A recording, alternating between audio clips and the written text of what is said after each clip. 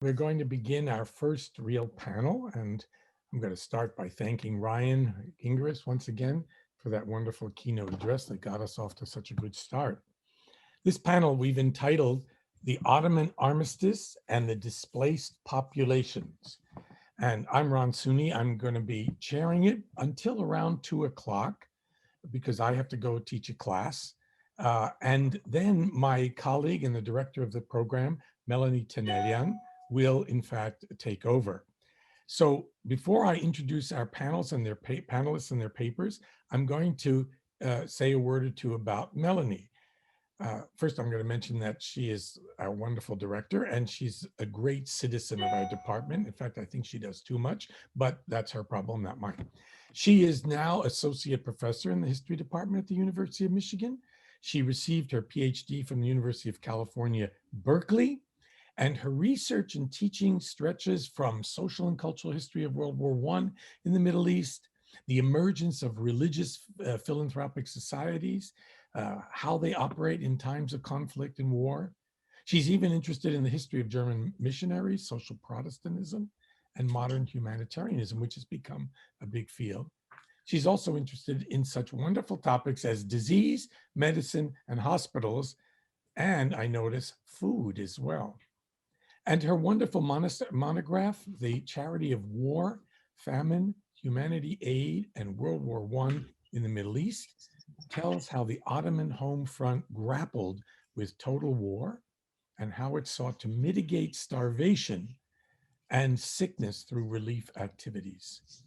This is an amazing book that tells you about Beirut in the worst possible conditions. And she also, I noticed, and I want to mention this, she's written such articles as Feeding the City, Food and Nutrition, the Ottoman Empire, A Taste of Homes, a modern middle class in Ottoman Beirut. So I guess I should also mention that I've had the experience of what a good cook she is as well. Am I allowed to say that? I don't know anymore. Well, let's get to our panelists now. Our first speaker is going to be Daniel Joseph MacArthur Seal.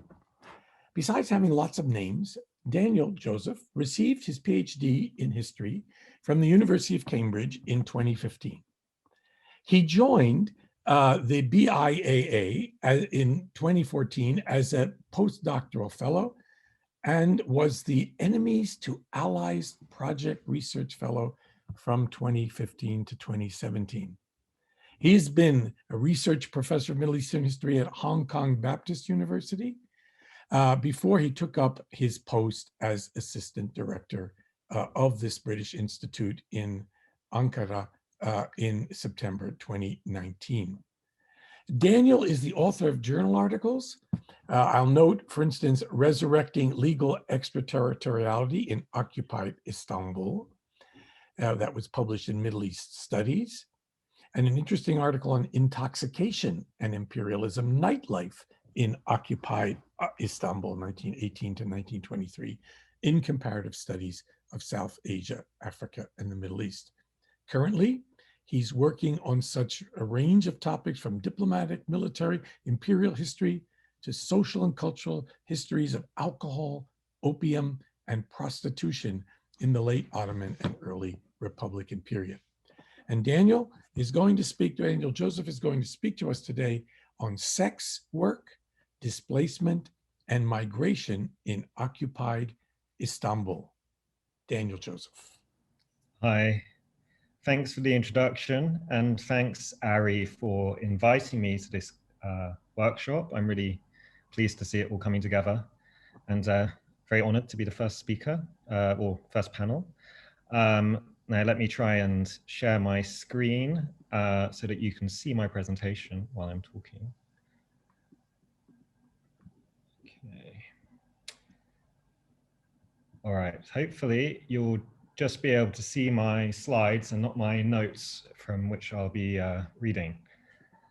So I thought I would just first start briefly by describing how I got into this period of history, which was about 10 years ago. I started my thesis, which was a comparative study of Britain's role in urban governance in occupied Istanbul, but also in Alexandria in British Protectorate Egypt, and in Thessaloniki, which was briefly occupied a bit earlier.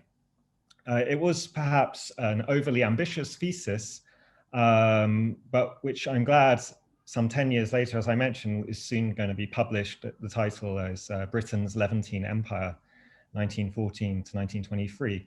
But in order to kind of give due attention to some of the themes that I kind of dipped into in this thesis, I've been basically in a subsequent period of time picking them out and giving and publishing them in as kind of specific studies. And one of those that I hope to publish on is prostitution, which was one of the topics that I had to kind of most brutally cut down in the editing process for the book. There is just so much material on this topic in this period for some of the reasons that that Ryan alluded to in his talk about this kind of wealth of multinational sources.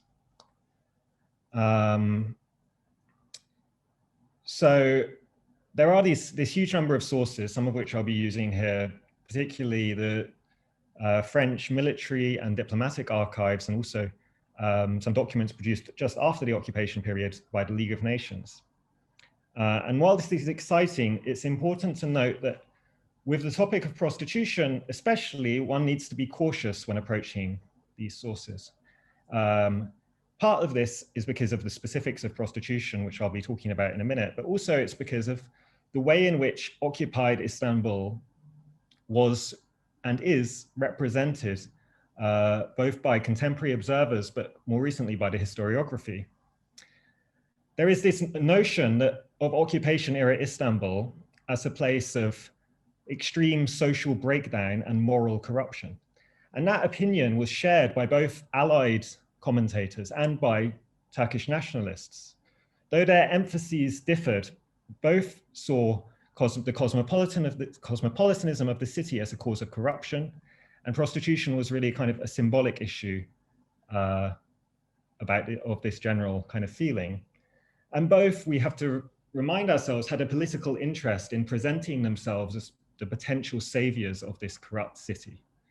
And so it played into those narratives to emphasize the extent of prostitution and other forms of moral corruption in this city.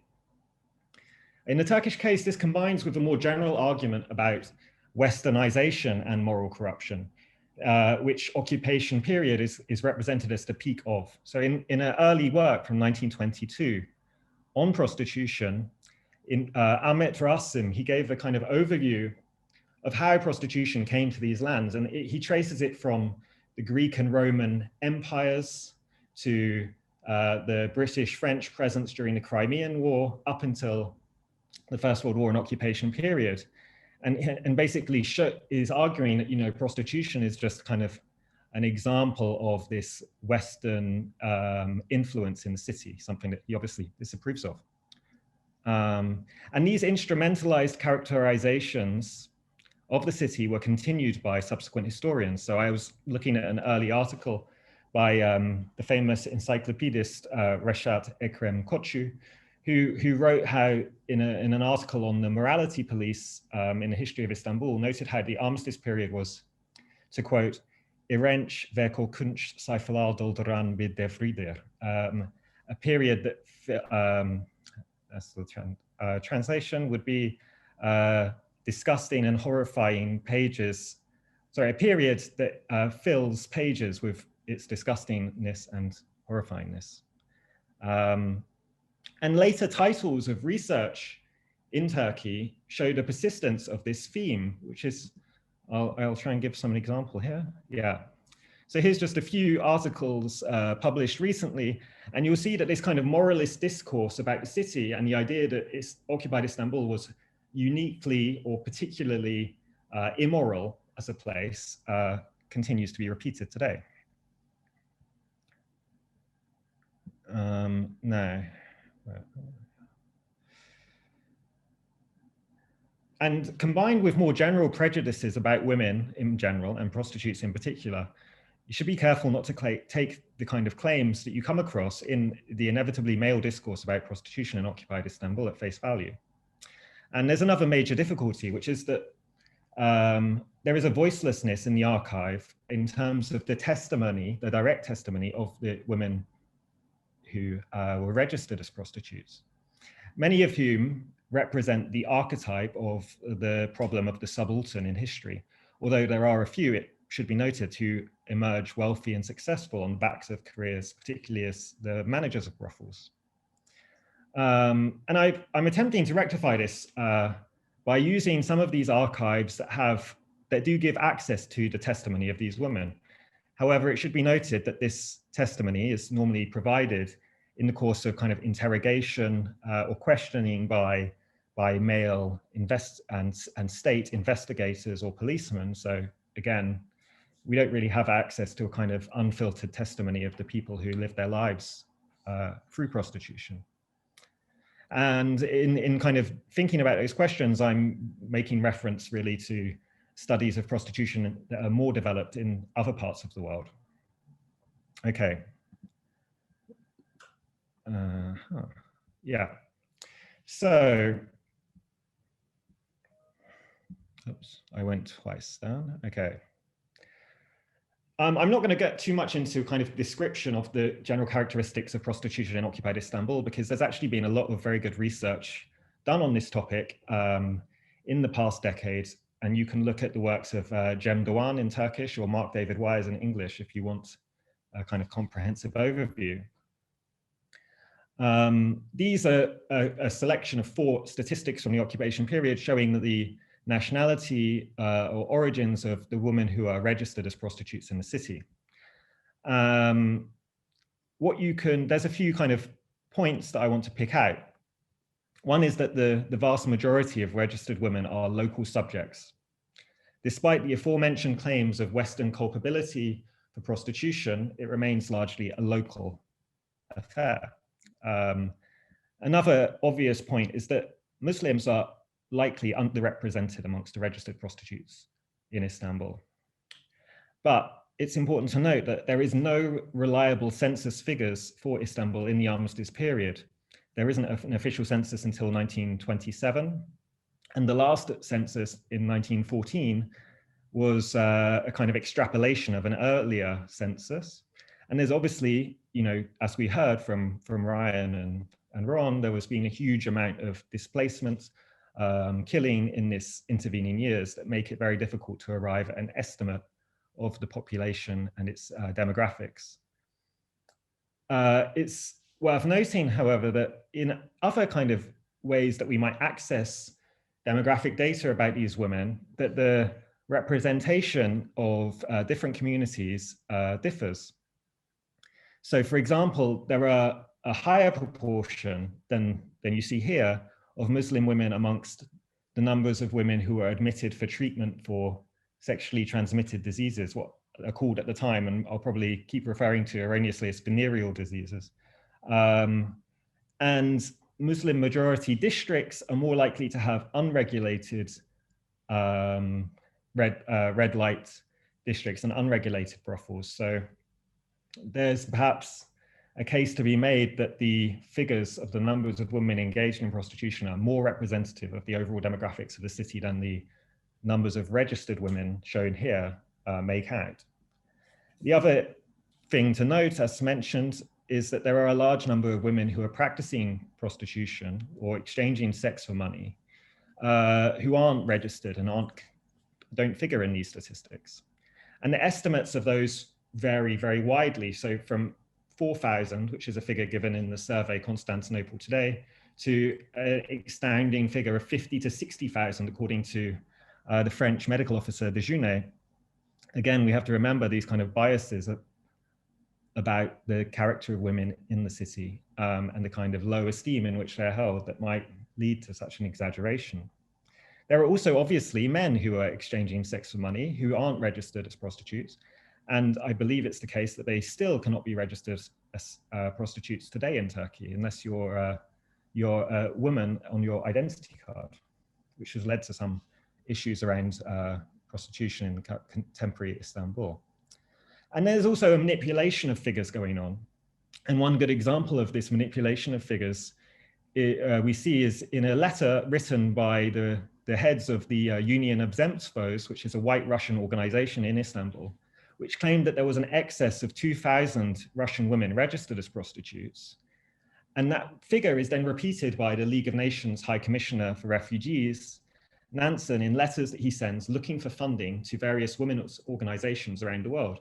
It's later exposed that this figure is a complete exaggeration, and Nansen has to write these very embarrassed letters following up, saying that although we still need the money, actually it's 169 Russian women who are registered as prostitutes in the city, not 2,000 and something. Now, when it comes to the other side, we have even more problems, which is how to estimate the number of men who are purchasing sex. There are very few statistics because the state perspective problematized and enumerates female sellers of sex, not the male buyers of sex. There's a further problem, which is that all of the sources that we use to access other information about, for example, occupied Istanbul or its social and cultural life, like memoirs, letters, diaries, are silent, more or less, on uses of prostitution, uses of brothels. And most record only discussed at a distance. So for example, a British police officer in Istanbul, Kennedy, he writes to quote, how he, to quote, never saw such a disgusting looking lot of women and girls in my life. Can't understand why anyone would go in unless drunk. And you're much more likely to find this kind of disgust than anyone who kind of will write and admit to the fact that they use prostitutes. And instead, we need to rely on indirect data, which we can get from some of the figures of recorded around venereal disease. So at the top there, you see instances of venereal disease in the French army in Istanbul. Again, it's important to note that not all encounters resulted in infection, not all infections were recorded, and so this is a partial figure. And perhaps a more interesting set of figures underneath are from the uses of these kind of prophylactic cabins, which were set up in red light districts in Istanbul for Allied soldiers to use to try and protect themselves from contracting these sexually transmitted infections. Again, not all men will have used these facilities, but you can see from the kind of totals that oftentimes there are as many men using these prophylactic cabins as there are registered women in the city. And that gives an idea of just how large a stimulus to the sex trade Allied occupation represented. Now,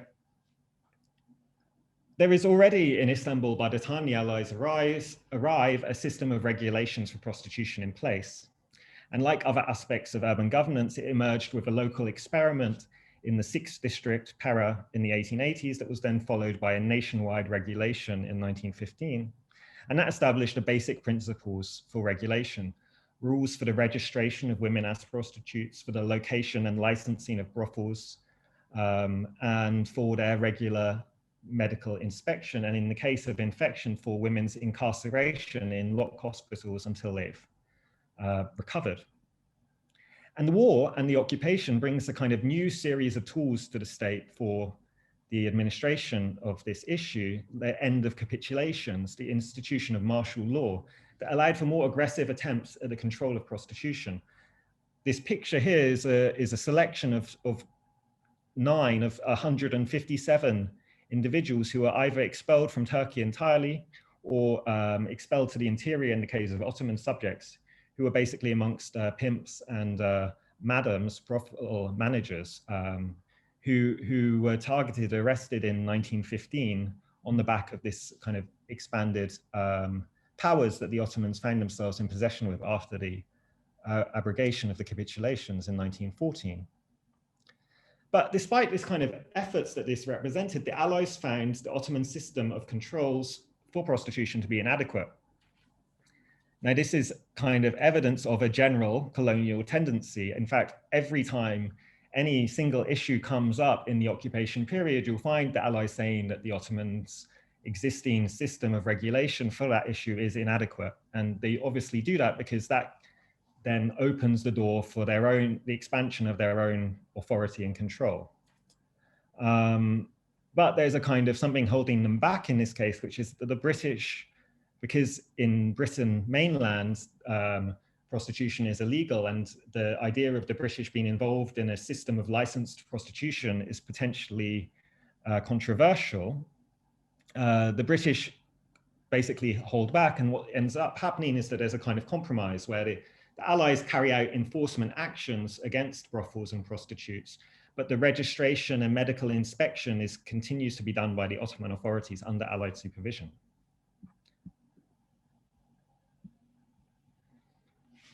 The main thing that happens in this period is that the infection of Allied troops with sexually transmitted diseases is effectively criminalized under the system of martial law.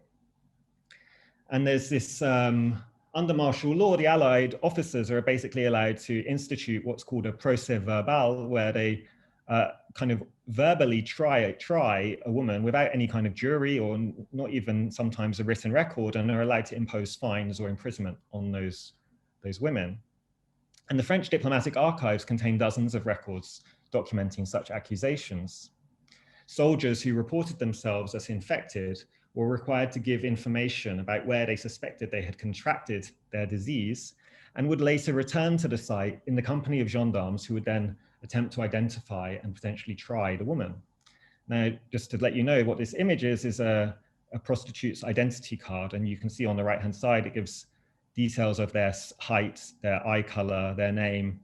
And on the left, it gives the dates and results of medical examinations that they were required to carry out every week. And there are some exceptional cases amongst these files.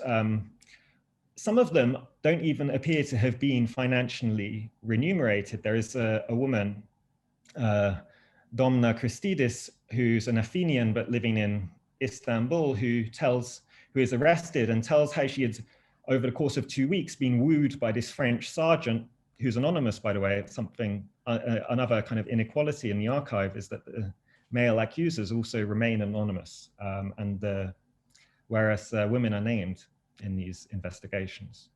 Anyway, she tells the French gendarmes to quote how, since that day, this officer had been coming to find me every evening at the workshop. She worked, by the way, at a tailor's office, to accompany her to the door of my home. And after some 2 weeks of his attempts to woo her, they decide to spend the night together at a hotel on Kalavi Sokak. And after that, she reports, as well as him, having developed symptoms. But she tells these French gendarmes that she had never been ill before. Nonetheless, she is forcibly registered as a prostitute by the Morality Division of the Turkish Directorate General of Police, and is then hospitalized. And then the Turkish authorities tell the French that they will, once she's released from hospital, they'll pass her over to them so that they can punish her for her crime before the Provotal Tribunal, another one of these martial courts. And infections could also have consequences for brothel owners, where brothels would be closed down or barred to Allied troops in the cases that infections took place there. And this regime is then expanded to other settings where sex was exchanged for money, such as bars and hotels. There are a large number of cases where waitresses in bars had met with Allied soldiers there and later had sex and supposedly infected them with venereal diseases. And that would result in the bar being banned to Allied troops, which is a big financial penalty in the context of the political economy of Istanbul at the time. And then, quite more remarkably, the regime governing prostitutes was expanded to bars and clubs and cafes where there were female staff. So they would also have to be given weekly inspections for their sexual health. And if the manager of this place didn't want to submit his employees to such a regime, then that place would be barred to Allied troops and would have signs noting that it was forbidden for Allied troops to drink there, fixed to the outside wall. In addition, women were banned from sitting with the customers in their cafes and bars.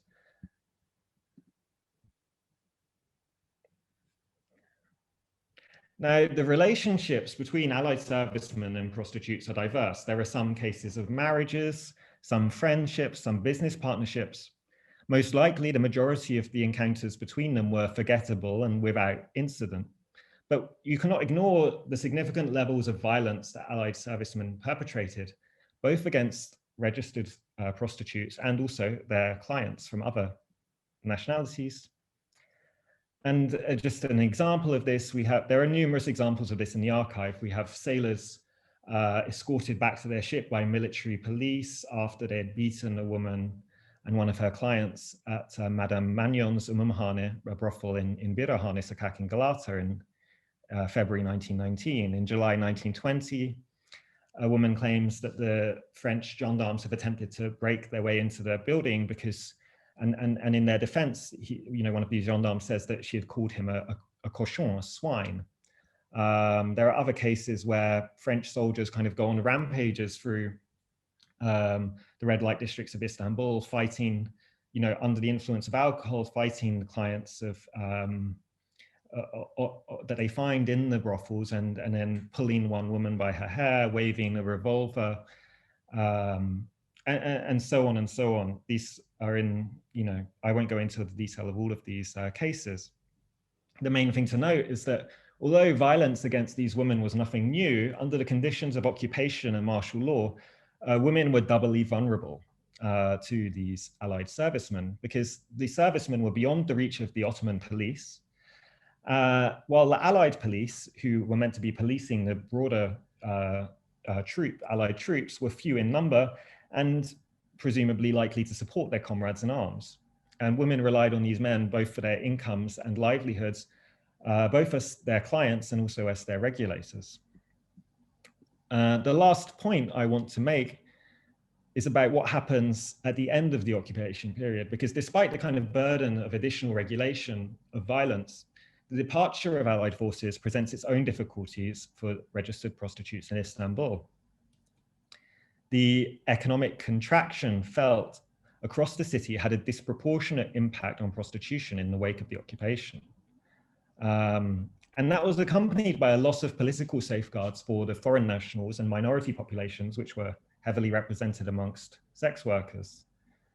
There was a League of Nations report in 1924-25 that summarized, to quote, "The economic depression, political changes, decrease in population due to the repatriation and departure of many people had a profound effect upon commercialized prostitution and traffic in women and children. Many women attempt to leave the city, finding that they no longer have work, but they're inhibited by the fact that they need exit visas. And this letter is written by a Russian woman in the wake of the establishment of the Turkish Republic, requesting permission to go back to Odessa, where her family live.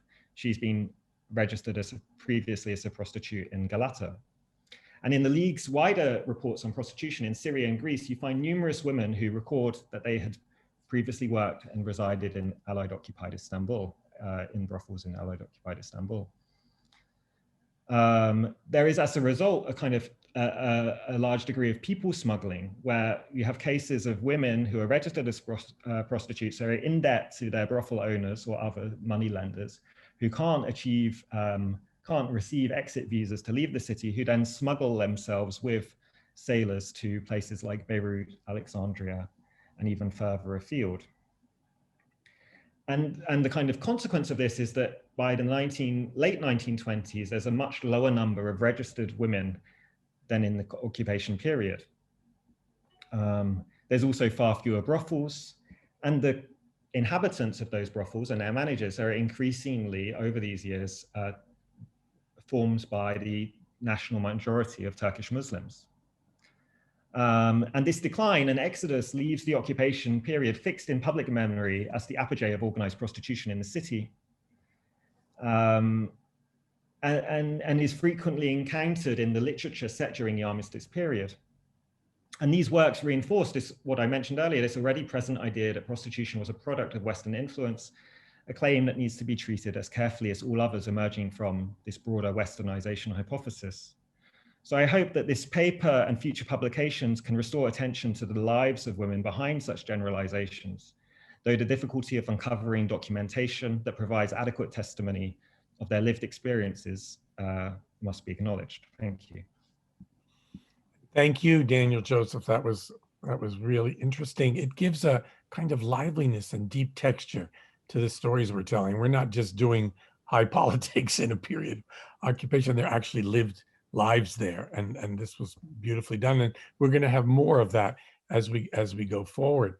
Our next speaker, Alp Yenen, is a university lecturer at the Leiden University Institute for Area Studies. Alp is a historian of the modern Middle East. He specializes in connected and comparative history of contentious politics during the transitional period from empire to nation states. Contentious politics, of course, was something that was highly developed here at the University of Michigan by our own Charles Tilly many years ago. Alp completed his BA and MA at the University of Munich, and in December 2016, he received his PhD from the University of Basel. He was a doctoral research associate, a postdoctoral senior resident at Basel, as well as a doctoral fellow at the Konrad Adenauer Foundation. And right now, he's finishing a book manuscript based on his PhD thesis on the international history of Young Turk networks and Muslim revolutionary movements during the aftermath of the First World War. And he's already on his way to developing a second book project on the history of the Cold War and political violence in Turkey during the long 1970s. And if that's not enough, on the side, he's editing a source book for the centennial of the Republic of Turkey. He's a prolific author of articles. They look so interesting. I'm interested in this one, The Other Jihad, on Enver Pasha and the Bolsheviks during the Baku Congress. And Alp will talk to us today from the Ottoman Empire to the German Republic, the Young Turk quest to find refuge after the First World War. Alp. Thank you, Ron. Thank you. I'm very, very honored to be here. So, and especially many thanks to Ari Shakarian and Professor Melanie Tanelian for inviting me to this workshop. So, as I was very tired of online teaching, I did not prepare the PowerPoint, but then after seeing that everyone else did it, I prepared one slide which I will share later on. So but you have to bear with me in listening to my talk. So so the paper that I submitted for this workshop is less of a standalone piece. So it is a draft chapter from my book project, which I'm turning my PhD thesis into a proper book. And in this book, I'm trying to embed the story of the CUP leaders, Enver, Talat, Cemal, and co. Within the international history of the aftermath of the First World War, in which transnational actors and internationalist movements challenged the emerging world order. So whether the focus is in this period, like Ryan told us, whether it's set on the triumphant Turkish War of Independence or on the tragic demographic violence that continued well after the Armenian genocide of 1915 and during the aftermath of First World War, the CUP's post-war trajectory is commonly studied as part of Turkey's nation state formation from empire to republic. And what I am trying to do is, in my research instead, is to explore the transnational and international dimensions of CUP's activities, especially in their attempt to co-opt the anti-colonial movement. So the draft chapter here belongs to the exposition part of the book, and in content it's devoted to the question of why young Turk leaders decided to go into exile, how they prepared it, and why they were able to find a safe haven in Germany, despite Germany's revolutionary transformation and their notorious status as internationally wanted war criminals. Hence, at the heart of this chapter is the Armenian question and how far it affected and not affected the post-war trajectory of the Young Turk leaders. By Armenian question, I refer to the question of what shall happen with the Ottoman Armenians in diplomacy and in governance since the Berlin Congress of 1878, although the response of the Young Turk regime to this question resulted in the Armenian genocide of 1915, the Armenian question was still unresolved at the end of the war, with culprits unpunished, survivors and refugees dispersed across territories, and a new but tender Armenian Republic in the Caucasus. Nevertheless, as I argue in my project, the Young Turk leaders were still able to play a role in international politics and resisted the post-war settlement. Hence, I'm exploring ways of studying distinct political trajectories of genocidaires beyond, but not despite, the genocide. In terms of periodization, this brief chapter covers the period from late September 1918 till July 1919. But certain later developments are also included into the conclusion. So on September 27, 1918, Talat Pasha returns to Istanbul back from his trip to Europe, where he had tried to convince Germans to come to a kind of a solution at the crisis of the war. And on his way back from Berlin to Istanbul, he received the news at a stop at Sofia that the Bulgaria had already surrendered. So the first reaction of the Young Turk regime was to subvert the situation. So Enver sent telegrams to the German generals, the German military headquarters, to stop the Bulgarian surrender by sending troops from Austria-Hungary. And once Bulgaria signed the unconditional surrender on September 29, Talat proposed to the German representative in Istanbul to set up a coup d'etat in Bulgaria with the help of Bulgarian Muslims. So the Young Turk regime feared and resisted a peace settlement where they had nothing to bargain at the diplomatic table. Yet it was already inescapable. With Germany surrendering, the war was finally lost for the Ottoman Empire that was already on the brink of military collapse on all combat fronts. Talat Pasha's cabinet resigned on October 7. 10 years after the Young Turk Revolution of 1908, the CUP leaders had to accept that they had brought along the ruin of the empire they had sworn to save. However, the political mentality of the CUP, which prioritized the preservation of the empire under their leadership by any means, hindered the possibility for a serious processing of their defeat, their mistakes, let alone crimes. They had proven themselves over the last 10 years to be sore losers, unable to accept political defeat. Every time they had lost politically, they had turned to coercive or subversive measures to turn the table. In face of the fight or flight question, the Young Turks decided hence for both. So in fear of retaliation and prosecutions, some devoted CUP members became concerned about their beloved leaders and encouraged them to disappear before the arrival of the Allied forces. And before disappearing, however, the CUP leaders invested their power to lay the groundwork for the fight against the armistice. So in his memoir, Hüsamettin Ertürk, who was the interim director of the Teşkilat-ı Mahsusa, the infamous special organization, tells that a secret meeting took place at the villa of Enver to organize a secret resistance against the armistice. Soon we are leaving the country, explains Enver to Hüsamettin, but the CUP would start a new struggle against the Entente. Enver said the holy war will continue, quote unquote. The CUP's plans for post-war resistance were threefold. First, Enver informed Hüsamettin that he already gave orders to army commanders in the Caucasus to ignore demobilization orders and continue the armed struggle. His plan was to go to Azerbaijan and create a new base of resistance for which he dispatched arms and supplies before the end of the war. Enver ordered Hüsamettin to send similar secret orders to the Ottoman operatives in North Africa.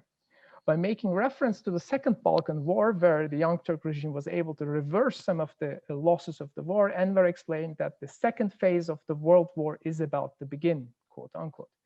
Second, the CP leaders gave orders to their ringleaders of their clandestine networks, orders to secretly organize an armed resistance. At the same meeting, Talat talked with Kara Kemal, who was Talat's man and the mafia-like patron of the commerce guilds in Istanbul, very influential man. Kara Kemal was instructed by Talat to organize a new underground resistance network called Karakol Cemiyeti, the Sentinel Society in Istanbul. And meanwhile, at another corner of the room, if we are to believe Hüsamettin, he was instructed by Enver to officially dissolve the Teşkilat-ı Mahsusa, quote unquote. However, as Enver made clear, in reality, this organization will never cease to exist, quote unquote. While Karakol was designated as the national branch of resistance, Muslim international dimension of the resistance was to be carried out by Teşkilat-ı Mahsusa, which was renamed at this meeting as General Revolutionary Organization of the Muslim World. And third, Enver ordered Hüsamettin to continue the propaganda activities of in the Ottoman Arab provinces and in the wider Muslim world against Ottoman Empire's enemies. As Enver instructed Hüsamettin, Muslim sheikhs, warriors, and activists who were collaborating with the Young Turk regime against the Entente were to be deployed back to their home countries and lead anti-colonial resistance and pan-Islamic propaganda activities. Enver said, all these men served our empire, they will do it in the future as well, quote unquote. In resisting defeat, the Young Turk leaders mobilized their parapolitical networks within the Ottoman bureaucracy and military, as well as their Muslim anti-colonial networks to organize a national and international resistance against the post-war order. And they were no more in official positions as they had this meeting. So it is purely parapolitical. And paramilitary violence is certainly not unique to Turkey in the post-war period. We have the whole Eastern Europe and Central Europe, parts of Central Europe were plagued by paramilitary violence, but nowhere else was the transition from paramilitary violence to military warfare as seamless and successful as in the case of Turkey. So, and in its core, when one looks beyond the patriotic discourse and the teleological reasoning, the CUP's contingency plans against the armistice were simply a result of sore losers not giving up the game after defeat and loss. I think it shows about a great deal about their mentality. Once it was decided that the Young Turk leaders should disappear before the arrival of the Entente forces, their German friends offered them a safe haven in Germany. But Berlin gave permission only for Enver and Talat, and not for others. So, so I quote, strictly against granting asylum, who desire to flee from responsibility in the persecution of Armenians by running away, quote unquote. The German support was for granting refuge only to Talat and Enver did not mean that they were innocent. German officials were perfectly aware of the complicity of Talat and Enver in the suffering of Armenians. As we all know, it was Enver who insisted on the deportations of Armenians after his devastating defeat in the Caucasus campaign. And it is also well established, and it was also by then very well known that in his role as the Minister of Interior, which resembled more a contracting entrepreneur, a müteahhit, I would argue, and not an architect, Talat not only ordered the political purges and mass deportations of Armenians, but also managed the demographic and exterminatory policies through death marches and paramilitary violence. So I argue that the immunity granted to Enver and Talat was based solely on the notion that they had been loyal partners to Germany. Peculiarly, Cemal was not granted this asylum by Germany, and I believe this is one of the reasons that Cemal was not particularly liked by German military command. For the internal decision-making of the Young Turk leadership, however, the question of complicity in the persecution of Armenians did play a major role in the selection of those who should leave the empire. A remarkable episode in Mithat Şükrü Bileda's memoir is indicative, where Mithat Şükrü's wife protests Talat about his husband's leaving, because in her understanding, only those who are associated with the Armenian deportations had to leave. And in response, Talat confirms that Mithat Şükrü was not involved in anything and removes him from the list. So Mithat Şükrü stays in Turkey, regardless of whether Mithat Şükrü tells the truth or not. We see that the selection, that for the selection who should leave the empire, their involvement in the persecution of Armenians was no secret. So the men who were selected were, of course, Talat, Enver, Cemal, the Young Turk triumvirate, but they were also accompanied by CUP's eminence grise, Dr. Bahattin Shakir and Dr. Nazım, both very notorious, and it is, I don't need to explain why they were chosen. They both had blood on their hands and were one of the most committed members of the Central Committee. Less clear for me is Dr. Rusuhi Dikman, why he was selected. I would be happy if someone had a more concrete answer to that. And then other notorious and brutal CUP men from the local administration were selected, such as the former governor of Trabzon, Cemal Azmi, and former police commissioner of Istanbul, Bedri, and former governor of Beirut, Azmi. So they were also part of this, the envoy.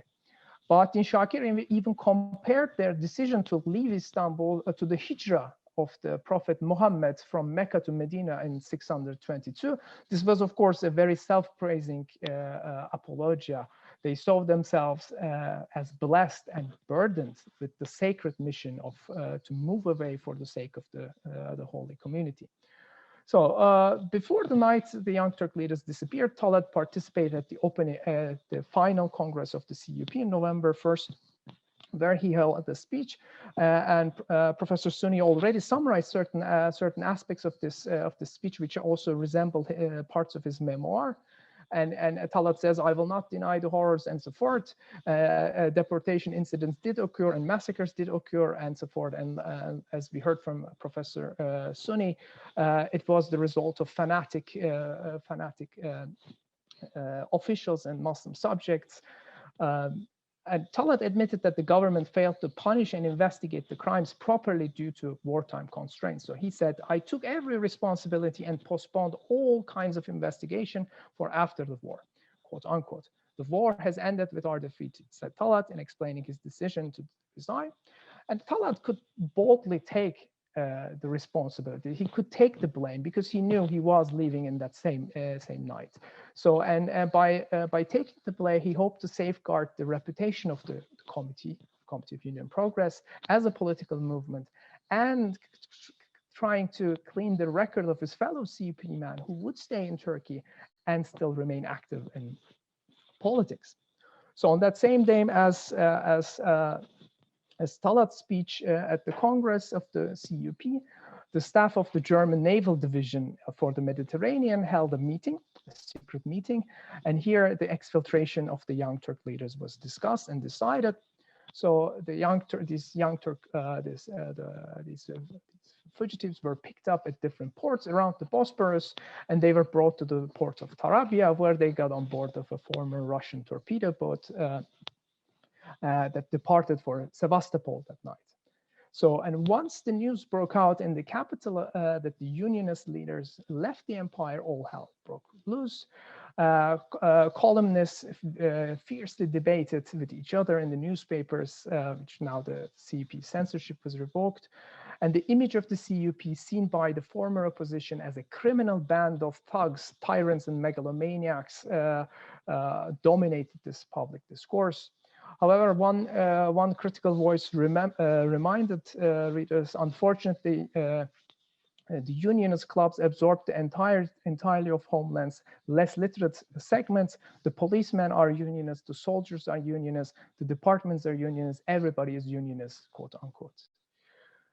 While political debates in Istanbul were about to start, the Young Turk refugees arrived in Sevastopol in the morning of November 3. And they were accommodated in Hotel Kist. And it was strictly secret, so even when Admiral Hopman met Enver Pasha, who was wearing dark glasses, they pretended not knowing each other. So, and once, and German officials, military officials, did not know who was among the Young Turk fugitives. So, and this is something very important. So it was more or less a fait accompli of the Young Turks to the Germans.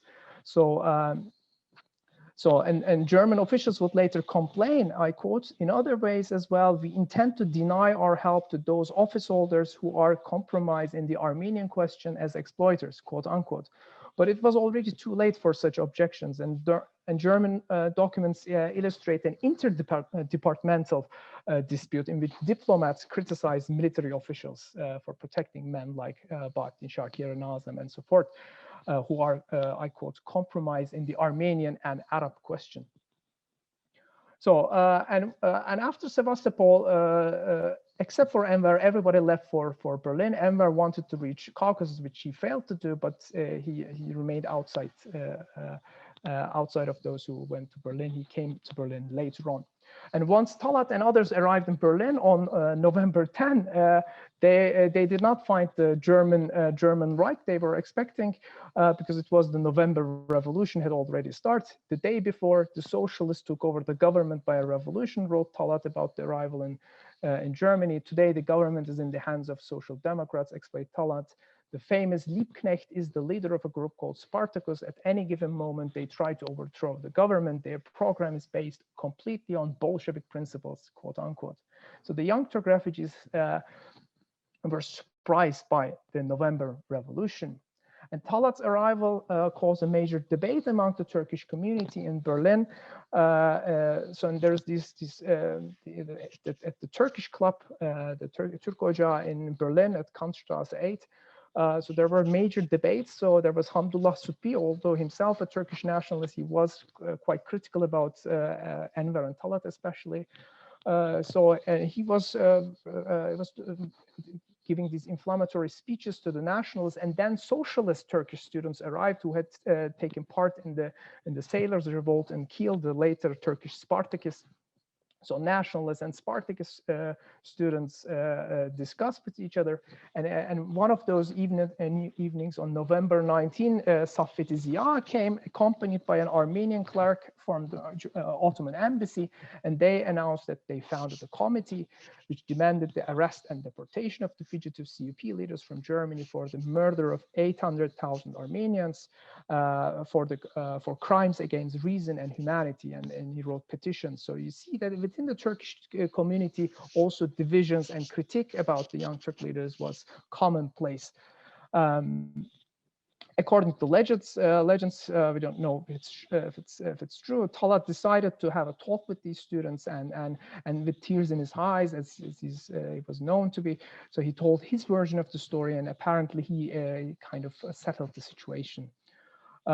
Under pressure from Istanbul, however, the Ottoman ambassador, requested the extradition of the Young Turk leaders from the German government. Here, German government was actually avoiding such claims because no political reason was accepted due to the extradition agreement between two countries, and when the Ottoman ambassador said there is also corruption allegations, the foreign minister Wilhelm Heinrich Solf is said to have Talat is the most honest man in the world, quote unquote. And German officials tried to cooperate in regards to the others, so not Talat and not Enver. Enver's not even there, but with the others. But there they stalled the process by demanding some detailed documentation and so forth, and saying that they don't know where these men are. And here the Ottoman ambassador saying that I saw them on the Herculesbrücke just the day before they were, Bahattin Shakir was walking there. How can you not know them? So, and at the end, Talat stays in Berlin. He is first at the sanatorium of Dr. Sin near Neubadelsberg. And he kind of settles there. And if we are to believe Arif Cemil, Social Democrat Party leader Friedrich Ebert gave a reference letter to the police for his residence permit under the fake name of Ali Sa'i. And we know that that Talat received a diplomatic passport which is given to Red Crescent delegates, with which he was able to travel to Holland, to Switzerland, and some other countries in Europe. So he enjoyed quite a mobility after 1919. And so the transition from Reich to Republic had not affected the status and motivation of German officials in protecting their Young Turk friends. Cemal, in the meantime, went to Switzerland and then came back to Munich. So Cemal, he had friends in the George circle, kind of this romantic national circle.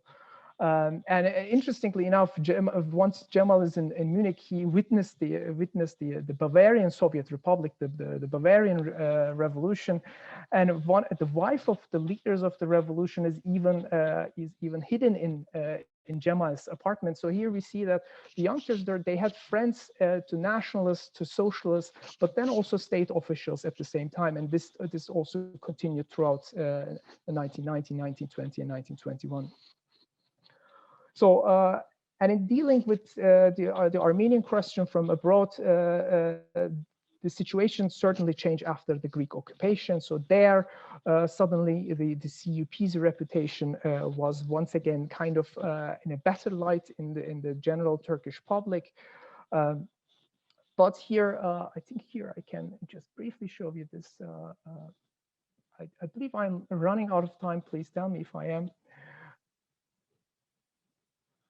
So let me see if I can. It would be good to sum up, yeah, because.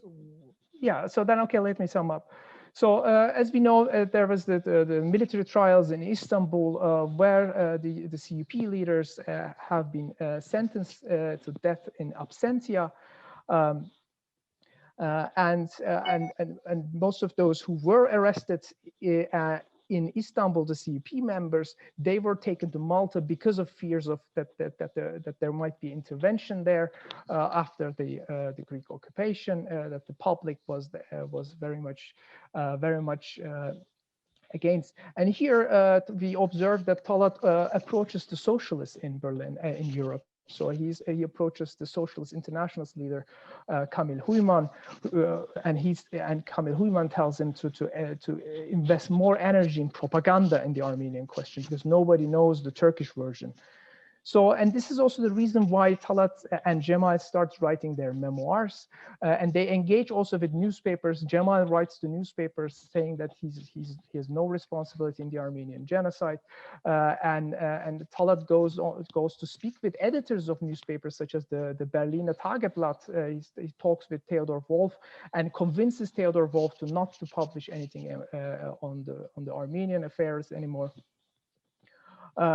So, and they write letters to, Talat writes a letter to Lloyd George and then to Aubrey Herbert in hoping to clear his own name. So there's a personal interest there, but Aubrey Herbert tells Talat there is no chance that he can whitewash his name by just simply corresponding with British partners.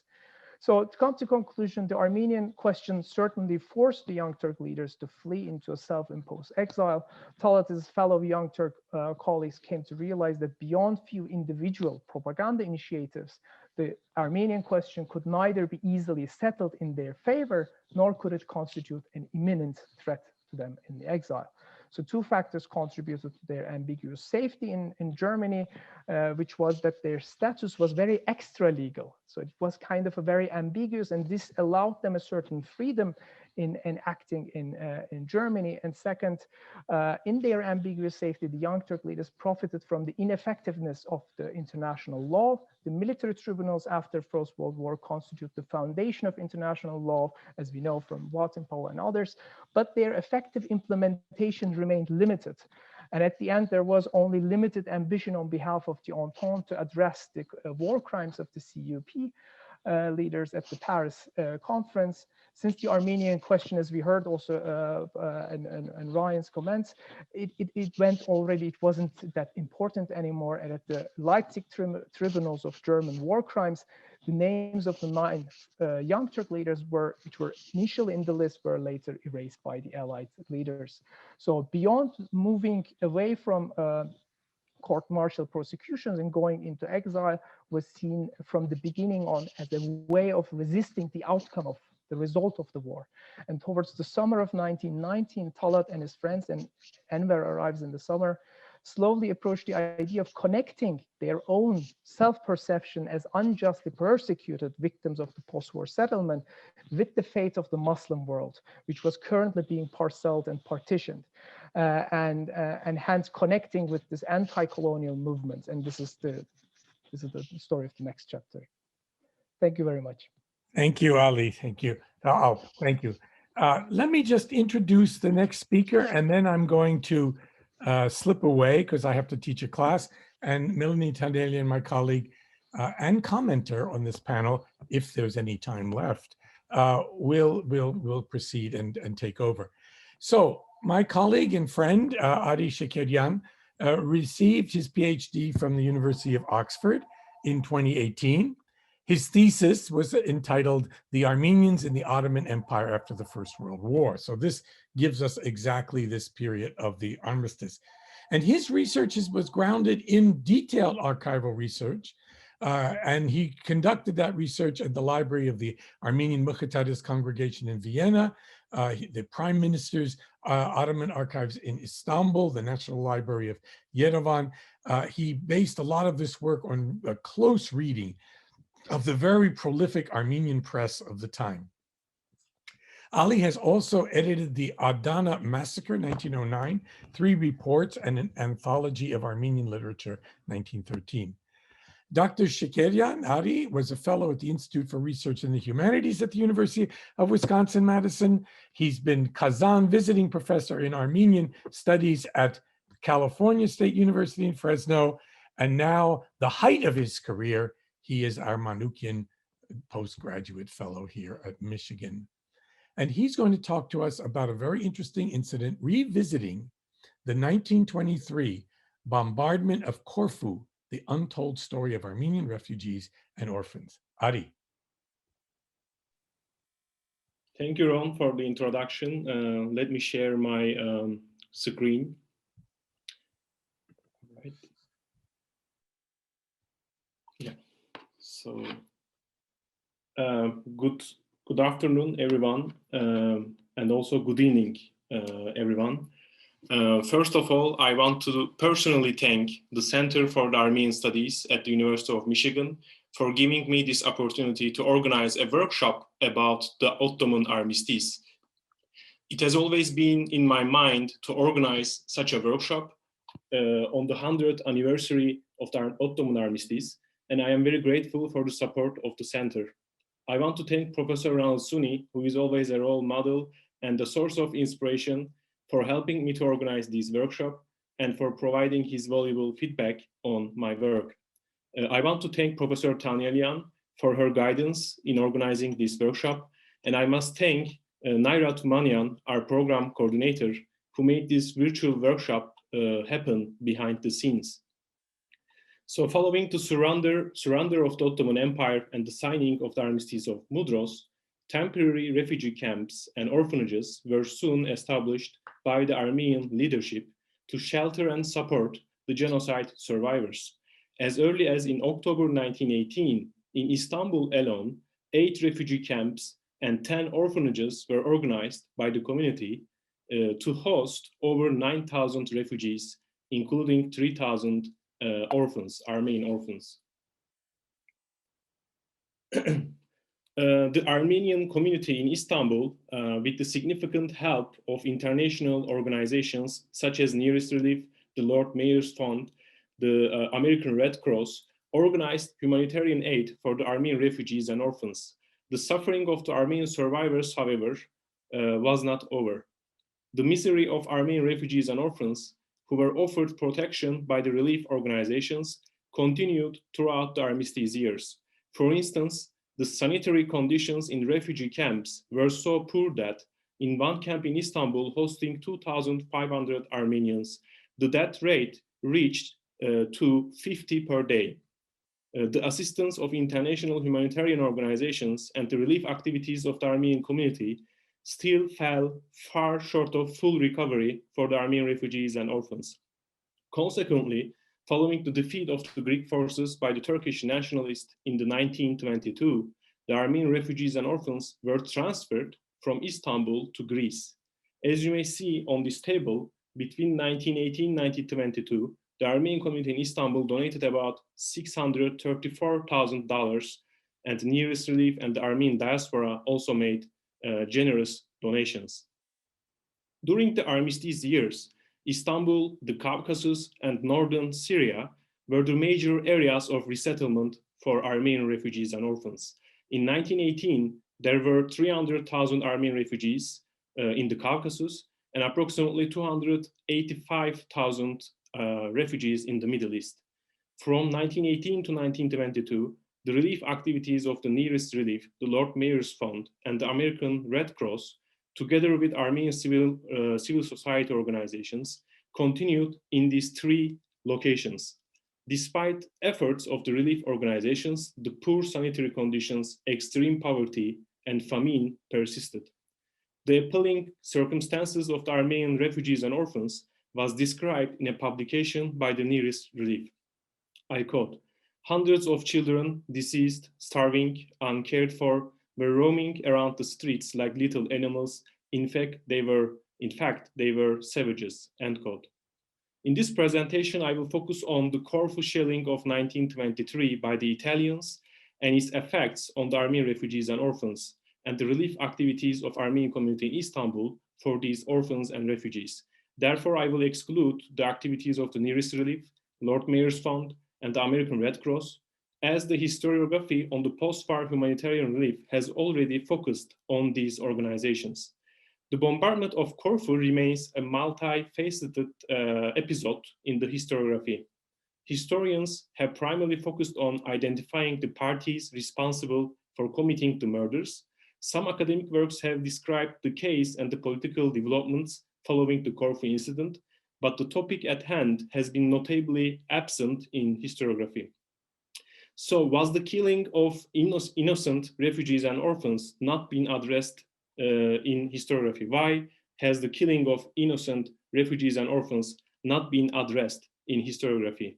Was the murder of a group of Italian members were more important than the killing of Armenian refugees? Before answering these questions, let's begin with historical background. How did Armenian orphans and refugees end up in Greek island in 1923? With the signing of Armistice of Mudros in October 1918, the Ottomans surrendered, and the Committee of Union and Progress, the CUP leaders, who were in power during the First World War and orchestrated the genocide, they fled the country. The newly established Ottoman government ordered the return of Armenian orphans who had been taken by Muslim families, and the return of Armenian women who had been forcibly converted to Islam and remarried to Muslims. There was a consensus among the Armenian community leadership for organizing relief efforts for the Armenian orphans and refugees, because the orphans and refugees were seen as the founders of the future united Armenian state, the imagined united Armenian state. I want to emphasize here the idea of establishing a united state in Eastern Anatolia emerged during the Armistice years, particularly following the occupation of Ottoman lands by Allied troops. The Armenian community saw the orphans and refugees as the founding body of the united Armenian state.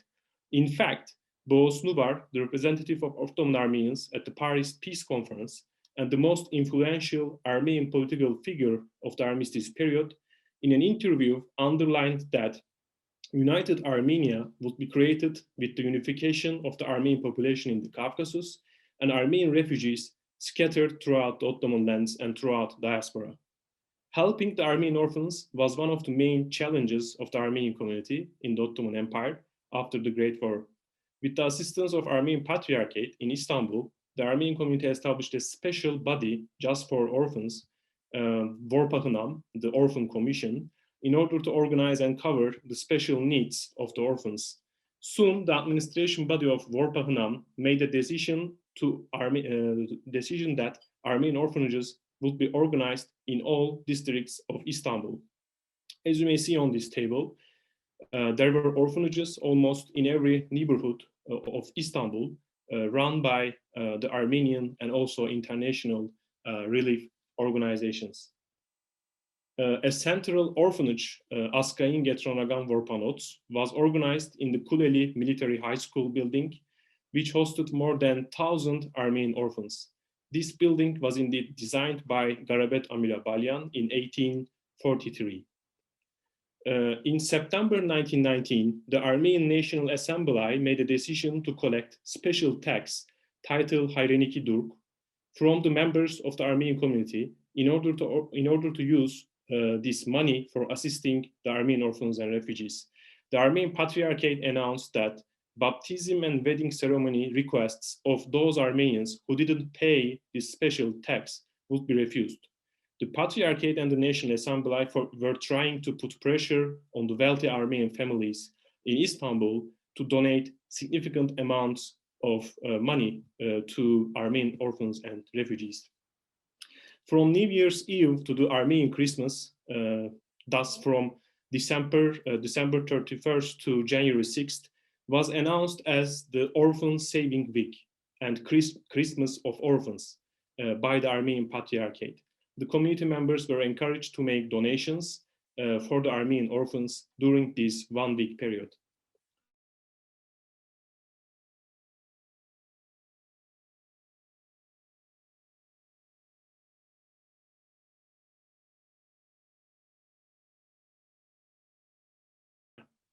the Armenian people you will give to your orphans who have the same blood, flesh, and bone as you, and they are precious memories of those who sacrificed themselves for the sake of our nation. Also, I quote, the Armenian orphans, we believe that Armenia was liberated with the blood of your fathers and mothers. Before anyone else, Armenia is yours. Armenia belongs to you, end quote. As it can be seen in these statements that were addressed to the Armenian orphans and the general public, the Armenian orphans were seen as the founding body of the United Armenian State, which was declared in the Vilayat-e 6 provinces in eastern Anatolia. This was an imagined land of United Armenia. While international humanitarian organizations were working in northern Syria, the Caucasus, Istanbul, and the Cilicia region, the Turkish national movement led by Mustafa Kemal defeated the newly established Armenian state's forces in the east and Greek forces in the west, and they forced the French to evacuate the entire Cilicia region. The Treaty of Lausanne was signed in July 1923, in which the Republic of Turkey declared that it would not readmit thousands of Armenian and Greek refugees who had been expelled during the wartime. Furthermore, a population exchange between Greece and Turkey would be conducted. Following the fall of Izmir and the subsequent evacuation of Greek forces from the region, as well as the hostile announcements from the nationalist administration regarding the situation of the non-Muslim minorities in Anatolia, Nearest Relief decided to relocate the orphans outside of the country. However, this proved to be a difficult endeavor, as no state was willing to accept these Armenians. The situation was best explained in a report by the Nearest Relief. I quote, "We use the words unknown destinations, for where can these children go? America, by our immigration laws, refuses to receive them. England and France cannot take care of them. Canada's immigration laws debar them. Germany, Italy, Bulgaria, Romania, and all other countries husband their own resources and debar them," end quote. Ultimately, Greece became the final destination for more than 1,150,000 refugees who fled Anatolia following the Greco-Turkish War, including 100,000 Armenians. In 1923, according to the statistics from the Nearest Relief, there were approximately 25,000 Armenian orphans in the Caucasus and 15,000 in Greece. Orphanages were built in Corfu, Athens, Oropos, Loutraki, and Edipsos. While investigating the border disputes between Greece and Albania in a remote part of Ioannina, the Italian commission under the leadership of General Tellini was attacked on Greek soil, causing a crisis between Italy and Greece to erupt immediately. All members of this Italian commission were killed. The Greek government's official response was that the commission was murdered by Albanian bandits who were known to be active in the region. The subsequent investigations suggested that the attack was not an act of robbery, as personal possessions had been left on the bodies, but was in fact a political act. It appeared that the crisis would be resolved via typical diplomatic negotiations, that is, until Mussolini ordered the Italian fleet to bombard and occupy Corfu, a Greek island on the Ionian Sea. Even though the Greek authorities on the island had informed the Italian fleet that there were Greek and Armenian refugees and orphans, totaling a number of 8,000 scattered throughout the island, the bombardment order was not cancelled. In half an hour, the Italians fired 35 shells and occupied the island, despite encountering no Greek resistance. While reports vary, it is generally accepted that 16 people were killed and roughly 3 times that number wounded. A great number of Armenian orphans were cared by the Nearest Relief in Greece. There were 3,330 Armenian orphans in Loutraki, 7,500 in Edipsos, 2,000 in Oropos, 2,720 in Corfu, and 2,000 in Zapion. The Lord's Mayor Fund hosted 300 male and 250 female Armenian orphans on Corfu. In addition to the Lord Mayor's Fund and the Nearest Relief orphanages, The British consul, Mr. Graves, and Mr. Margos Keshishian, they operated a rag factory which employed 300 women, Armenian refugees, who worked for a daily wage of 7 to 8 Greek drachma. Despite the limited means of this community, an Armenian school, Araradian, and the theater were established on the island, on the Corfu island. Actually, many years later, an Armenian orphan described his arrival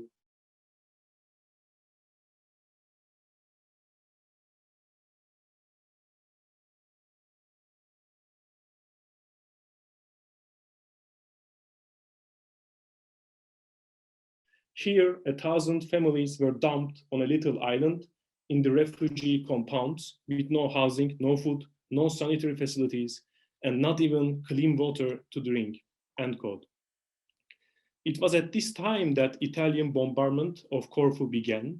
Naturally, the casualties and loss of life suffered by Armenian refugees during the shelling of Corfu was met by the Armenian press and intellectuals in Istanbul with great concern. After surviving the genocide in Anatolia, the Armenian refugees now found themselves the targets of the Italian shells on an island very far from their native lands. An attack of this nature on a target like Corfu elicited stern responses from the Allied powers, who universally condemned Italy for its actions. The Italian bombardment was aimed primarily at the old citadel, where approximately 5,000 Armenian Greeks and Armenian and Greek refugees were present, as well as the military academy. About 50 refugees were wounded during the half-hour bombardment. Around 400 Armenian orphans had been swimming off the shore of the island during the bombardment, and some of them were wounded by falling debris from the citadel. According to the account of Dr. Kennedy, a shell hit one of the rooms of the orphanage directly, killing 3 women and 2 children. Another shell landed close to the Assyrian palace, where 1,100 Armenian orphans were sheltered. Dr. Kennedy reported that the orphans were in shock during and after the bombardment, and he stressed that the experience had left them deeply traumatized. However, after the shelling ceased and Italian officers landed on the island, their first concern was if any British citizen had been injured or killed. Clearly, the death and suffering of Armenian refugees and orphans was not of concern. According to an Armenian correspondent's report from Corfu on 12 September 1923, the Italians were strictly censoring all forms of communication from the island, including newspapers and personal correspondence.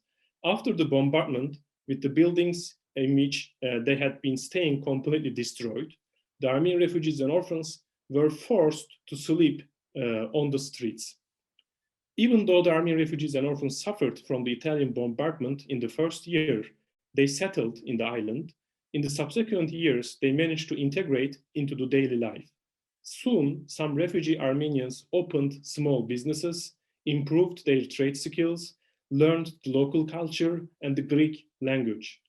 There were prominent Armenian businesses on the island, such as the Yerakian and Bahtantian families in shoemaking, the Yeramian family in furniture, the Messian family in baking, the Kolsusyan family in fabrics, and Karsian brothers, who opened a silk factory and employed 150 people.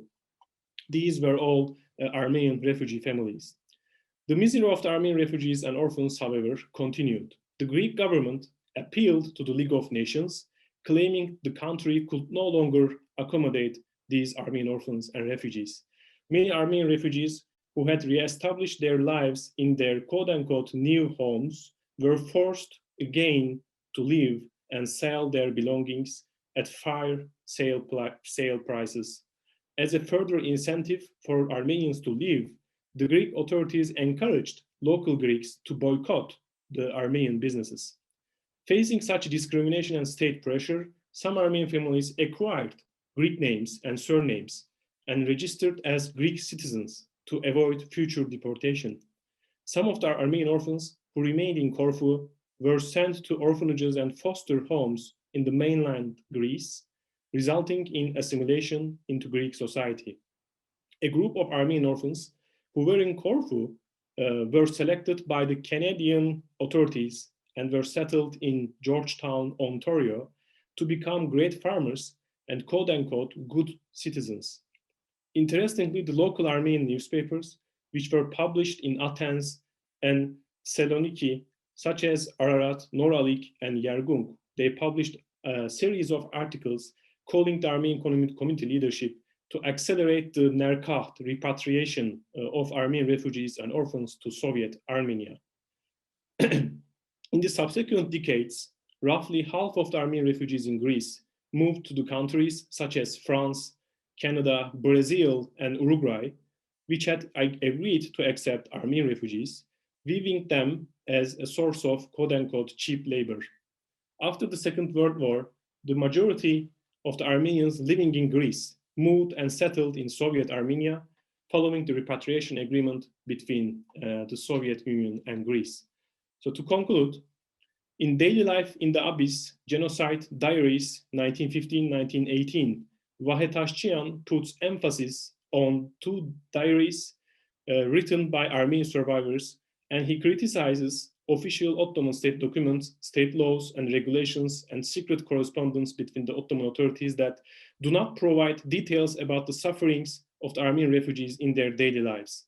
Tashchian argues, I quote, "They do not allow us to observe and study the traumatized Armenians' daily lives and comprehend the inner state of mind under extreme conditions, or the means they mobilized to cope with the catastrophe or the unequal battle they waged against epidemics and dire poverty," end quote. Similarly, the literature on the 1923 Corfu bombardment, which mainly focuses on diplomatic and political history, failed to address the sufferings of the people who were living on the island during this time of chaos. Rather than focusing on diplomatic correspondence and official state documents, the analysis of a collection of Armenian newspapers provides insights into the local population's inner experiences. While the bombardment of Corfu by Italy has received scant attention in historiography, and historians have honed in on elucidating the facts behind Tellini's murder, the absence of the refugees and orphans in the historiography of this incident is due to the focusing on the diplomatic and political history and the scarcity of the use of Armenian sources on the subject matter. I argue that by bringing these Armenian sources into conversation, not only is hitherto neglected dimension of the Corfu incident illuminated, but the sufferings experienced by the refugees and orphans provide also a new dimension to this very interesting story. Thank you. Thank you so very much, Ari. I am jumping in for Ron to moderate the rest of the session, and I will make this short because we are actually going to be running out of time, and I want to make sure that there is the possibility to answer some audience questions at the end. So I'm going to introduce the next speaker.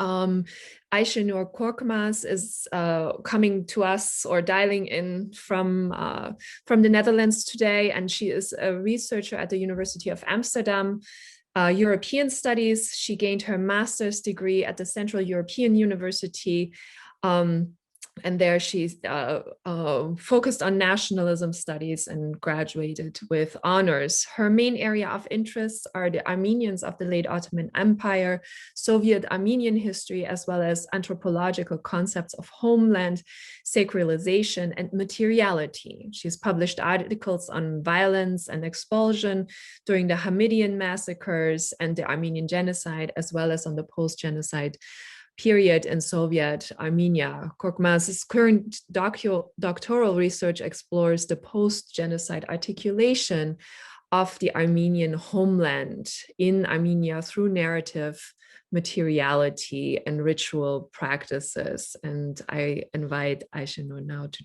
join the virtual space here. Thank you, Melanie. Hello, everyone. My name is Aisha. It's an honor to be here, though virtually. I'd like to briefly thank Melanie, Professor Suni, Ari, and the program coordinator, Naida Tumanyan, for making this workshop possible and inviting me to present my work. I am going to try to share my screen now. Hopefully I will manage it. I did try to practice it before, but we will see.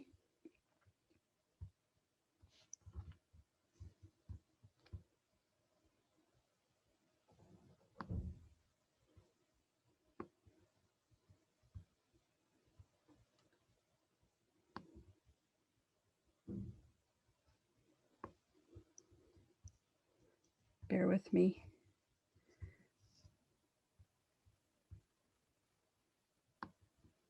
Yes. That's great. Thank you. All right. So here is my presentation at home, away from home, the ex-Ottoman Armenian refugees in Soviet Armenia. What I will do is basically to talk about the sense of rootedness and spatial belonging among the ex-Ottoman Armenians who fled the Ottoman Empire and arrived in Tsarist Russia in search of safety from the massacres and deportations in 1915, 1916. In this period, we see around 300,000 Armenians fleeing, mostly from the regions of Kars, Ardahan, Erzurum, Malazgirt, Van, Bitlis, and surrounding provinces. After an arduous journey through the Russian and Ottoman battle zones, the militia attacks, starvation, and epidemics, the refugees reached Russia. The colored routes that you see on the map is the main three routes that they use to escape. One is through Persia, Iran, the other basically from Lake Van into Iğdır plain and into Yerevan, and the other one is a rather longer route into basically Alexandropol through Kars. And these, of course, from time to time change as the battle zones shift the borders between the Russian and the Ottoman frontiers. Upon arrival, we see that the refugees crowd into several camps in Yerevan, Tiflis, Alexandropol, Echmiadzin, and also Nakhchivan. And these are mostly camps that are operated by relief organizations such as the Red Cross, the Near East Relief, Anglo-American Association, or British Armenia Committee, as well as the church, the Echmiadzin Church itself, or the self-relief organizations that Armenians themselves establish. Into 1918, 1919, the refugee population exceeds the capacity of the under-resourced camps, and the new arrivals from the Ottoman East, from Eastern Anatolia, basically cram into rural areas of the South Caucasus to self-settle. We see from the way that the communities are populated today, those from Mush and Bitlis are settled around the slopes of Mount Alagöz, mostly today known as Mount Aragats. The refugees from Kars, Iğdır, Erzurum, Eleşkirt, and Van are mostly settled around Yerevan, Alexandropol, and Karakilisa, today known as Vanadzor, as well as the villages around Gukasavan, Artik, Molla Khoja, and Kızılkoç. So before the Armenian refugees settle into these areas, the main inhabitants of such areas are Azeris and Kurds. And we see that around 1918, 1919, Armenian militias attack those populations and forcibly displace them. One example is Daralgaz in the southern part of the country, it's being emptied by 1919 by its local inhabitants, and around 15,000 Armenian refugees are settled there in camps.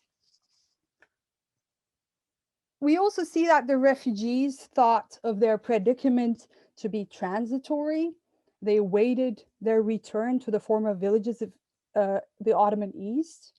But those dreams do not realize as the next years see the significant events that render the repatriation impossible. In 1917, just to remind you these dates, Tsarist Empire collapsed, and the Civil War of 1918, 1921, and then the Bolshevik takeover of the imperial lands. And on the other side, the Ottoman Empire capitulated and signed the Armistice of Mudros on October 30. And then the same year, you have the first Dashnaq, first Armenian Republic being established and surviving until the end of 1920. And then eventually Bolsheviks coming and taking over the land and incorporating it into the newly formed Union of Soviet Socialist Republic. And then one of the most important events for the dream of repatriation of Armenians is the Treaty of Moscow in 1921. The Bolsheviks settled with the Turkish nationalists led by Mustafa Kemal, and they settled the Russian-Turkish border question. And so they acknowledge the Turkish authority and hinder the Armenian refugees' repatriation. And finally, in 1923, we see the establishment of the Turkish Republic and its international recognition by Lausanne Treaty, which eventually determines the fate of refugees in Transcaucasia and precludes their return to Eastern Anatolia. Now, then the reality is the ex-Ottoman Armenians' new homeland is Soviet Armenia. This is a country that was being politically and economically transformed at full speed. Shortly after being established, the Soviet government endorsed Armenian part of itself as the homeland of Armenians, and engaged in repatriation projects to bring 20,000 refugees from Iran, from Turkey, Greece, and Syria. And this project lasted 4 years between 1921 and 1925. And at the same time, we see in Soviet Armenia abrupt developments, especially for the lives of the refugees. There is the program of mass collectivization of farmlands. This is 1928, and it's actually just 10 years later than most refugees settle in Soviet Armenia. And with their mentality from the Ottoman Empire, most refugees around the areas of Tallinn, which is close to the Turkish border, they refuse giving up their private fields and their livestock, and they basically stage protests against the SSR, the Armenian SSR, and they do this with Azeris and Kurds, whom they live in the same place around Tallinn. But how did the refugees react to their experience of uprooting in general and their loss in the midst of political and economic transformations in Soviet Armenia? There's one thing that needs to be clarified, I think, and that is not all Armenian refugees were against the idea of having the Bolsheviks in charge.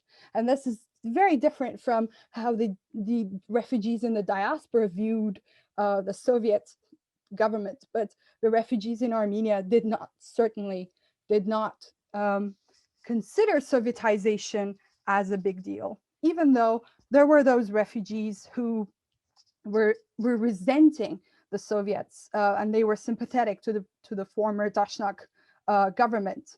but certainly we cannot say they represent the whole ex-Ottoman Armenian population. Nevertheless, irrespective of their political persuasion, a complicated process of adaptation to Soviet Armenia was common to all Armenian refugees. Now they had to learn Russian and they had to adapt their dialect into the Eastern dialect, and they had to accommodate understandings to the new cultural norms and socioeconomic practices of Soviet Armenia. And what we see to survive, to live in this new place, refugees maintained a separate identity and a communal belonging based on their local identities in the former Ottoman Empire and their displacement experience. They maintained their dialects and they resisted intermarriages with the locals, the Russian Armenians. And when they lived in the camps or the settlements, they often relied on each other, living in enclaves.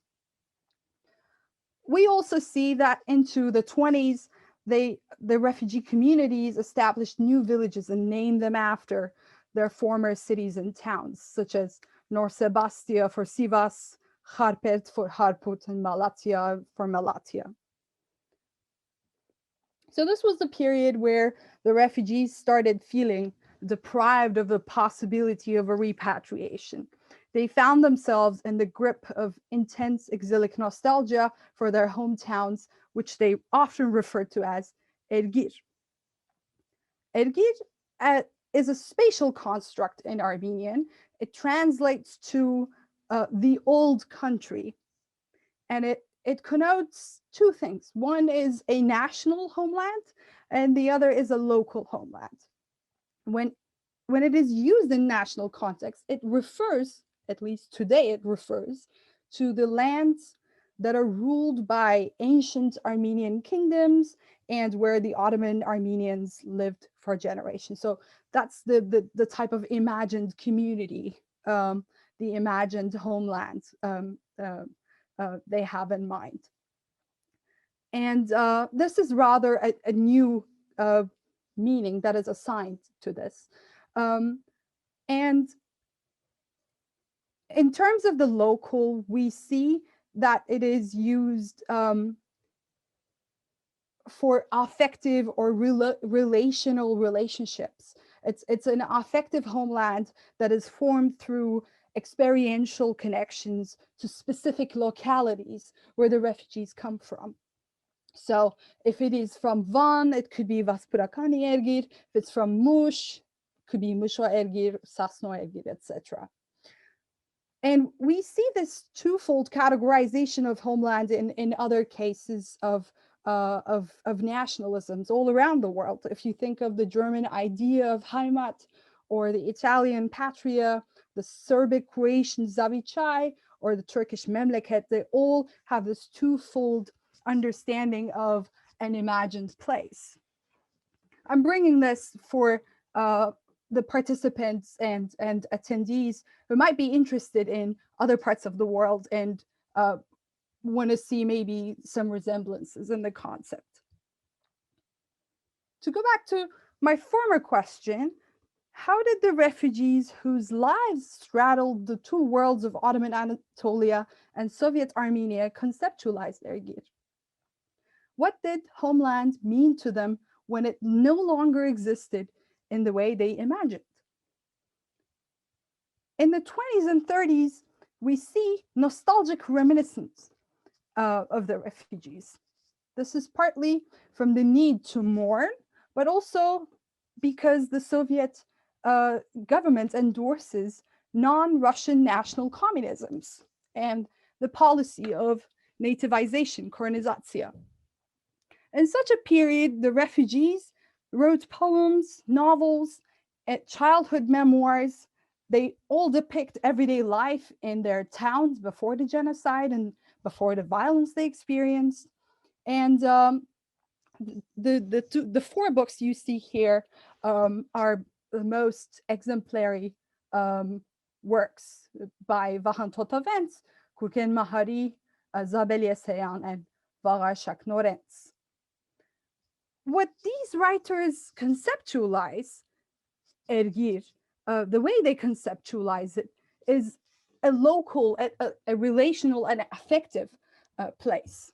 They describe their home when they refer to Ergir.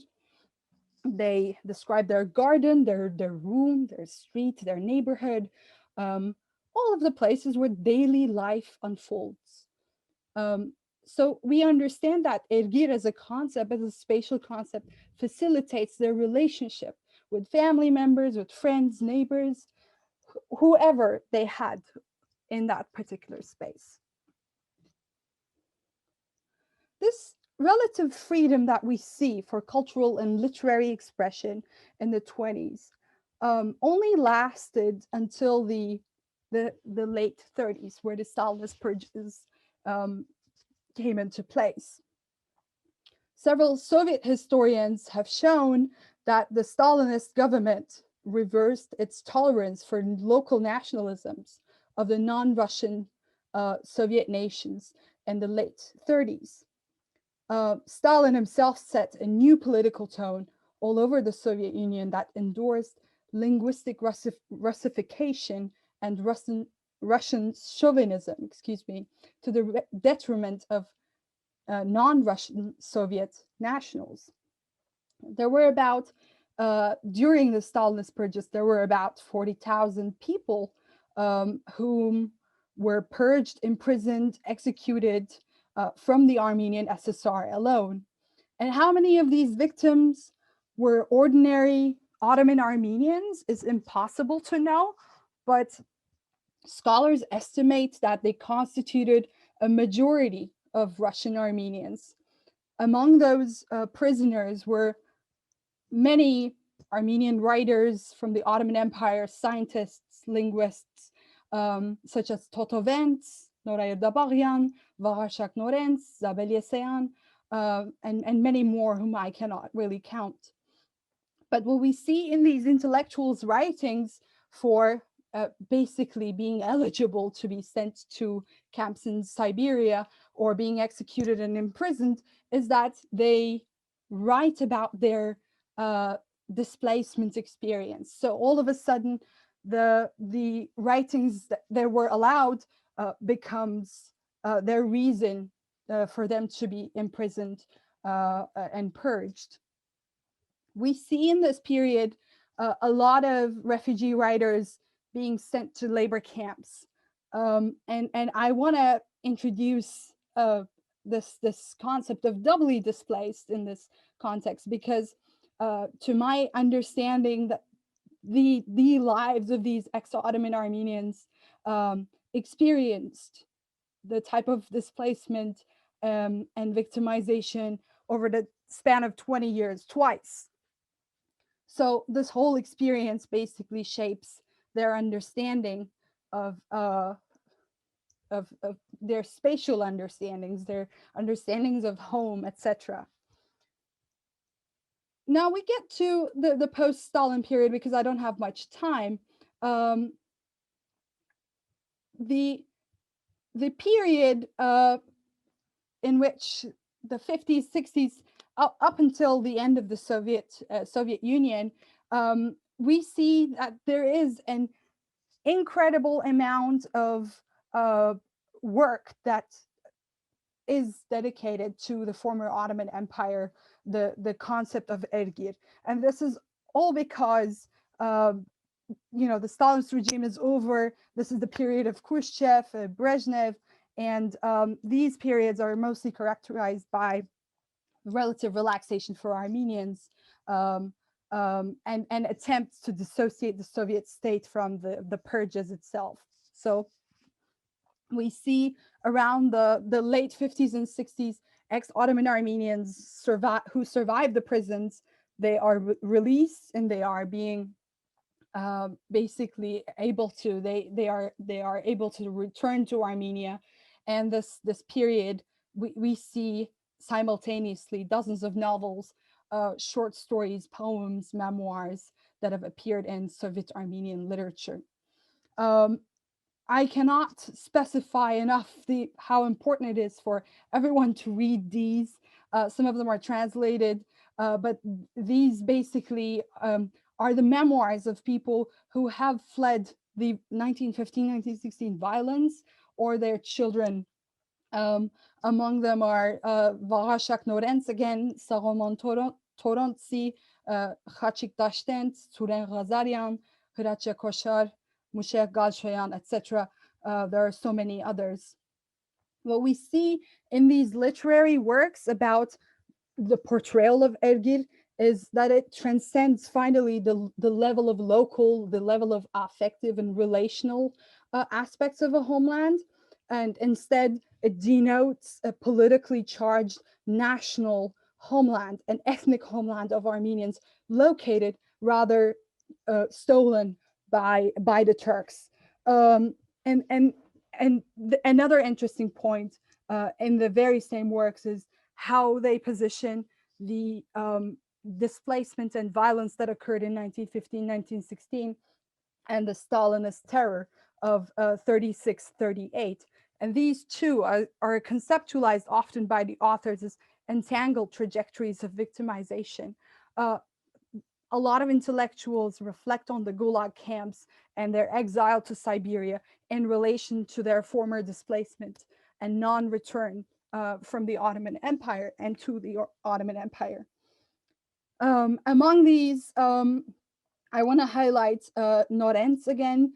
I want to highlight Norens Husheriev Արձագանքներ, Gurkem Maharit Tsahkats Pshalarer, and Lerkam Tsar's Yerker, and a lot more. I don't have the time here to explore this further, but for those who read my paper, who could go back and check those literary examples, you will see that then these two incidents of violence and displacement are being presented as entangled trajectories of victimization. I hope I haven't exceeded too much of my time. This has been my presentation. Thank you very much for listening. Thank you so much, Aisha, for your wonderful talk. And thank you everyone for their beautiful papers. I'm going to ask everyone to unmute their video. We do not have very much time. There's 10 minutes. I had prepared some formal remarks, but I think I am going to forego those and will table them for our roundtable discussion tomorrow, just to give you a little bit of food for thought for tomorrow when we are going to go into our discussion. One thing that while I was reading your papers that came out for me, or that I kept thinking about, was internationalism, and not internationalism in sort of a political, economic, military, or diplomatic way, but rather this larger sort of narrative and discourse that is also part and parcel to this time period, a narrative that really calls upon an international community to think about it's in the sort of cosmopolitan narrative that thinks about humanity as one community, regardless of race, ethnicity, and national belongings. And within that narrative of internationalism, the refugee, of course, is created and gains particular attention as a category. And as refugees play a particular role in all of your papers, although your refugees are a bit different than the sort of category of a victimized population, a marginalized population that is in need of help of the international community, as well as NGOs and religious organization, is of course the narrative that I'm referring to. So I'm going to come back to that in our roundtable discussion. So just to give you the heads up in terms of what is coming your way. But I think it's a sort of interesting moment, and I think it would give us an opportunity to speak back or speak back and also speak with a global sort of transnational discourse. And I think Alp, you have done quite some work there that is productive in that it highlights the utility of the Armenian case in this particular moment in framing a narrative that is bigger than just that moment in Istanbul or what we've been talking about. let me see where we are going. So there's a few questions from the audience that are lingering. We have many questions for Daniel, I think, and there's maybe some of them that you could answer via email or in the chat. But there's, to begin with, there's a question about what was the status of, the legal status of children that were conceived by your sex workers. Were there attempts by Allied occupiers to outlaw prostitution, and how were those received by local governments? I'll stop with those two. There's another question for you that talks about the role of Allied armies and the rule in the rule enforcement of Istanbul and the relation between allies and the Ottoman municipality. I think that's a very interesting question, as we oftentimes think of larger government bodies, but the municipal kind of politics that I'm really interested in, that's why I find this is an interesting question, is often ignored. So what is the relationship between Allied forces and the municipality? Those are for Daniel. Then Shall I wait, or shall I go for them? No. Oh, go ahead. I'm going to scroll.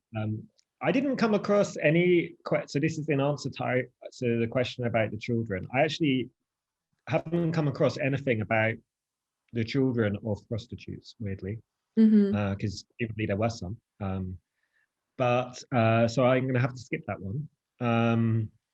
Were there attempts? There was no. There were some people amongst the kind of Allied forces who wanted to outlaw prostitution or wanted a harder line, but the opinion of all of the military commands was that regulation was much better. And really, where the debate was whether to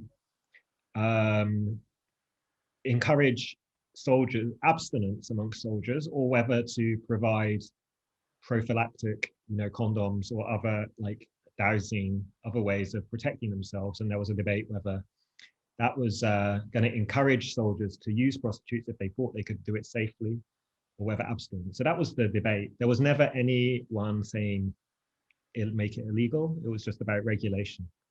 And that's especially interesting in the British case. Like I mentioned, in Britain, it was outlawed.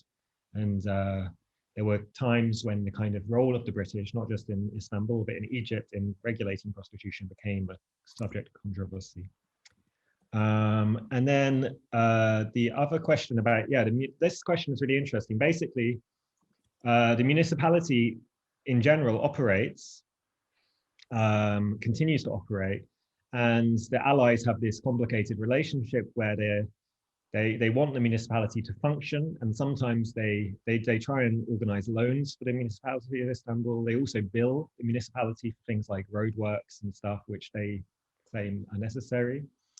But more or less, the Allies, what they do is that they kind of define a sphere of governance as impacting on the security and safety of the Allied forces, and prostitution, because of sexually transmitted infection, is one of those. So they, like I mentioned, they cooperate with the Ottoman police. They basically hand women to the Ottoman police to be registered or to have health checks.